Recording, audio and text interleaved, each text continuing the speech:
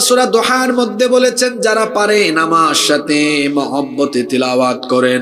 আলম ইয়াজিদকা ইয়াতীমান ফাআওয়া ওয়া ওয়াজাদাকা দাল্লান ফাহাদা।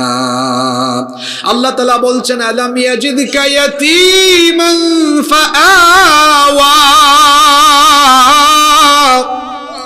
ও নবী, আমি কি আপনাকে এতিম অবস্থায় পাইনি? এরপরে আমি কি আপনার উত্তম আশ্রয়ের ব্যবস্থা করিনি?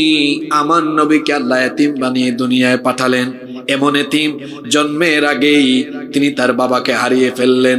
আমার নবীর এতিম অবস্থায় জন্ম হলো, আর জন্মের সময় এমন কিছু অলৌকিক ঘটনা প্রকাশ পেল।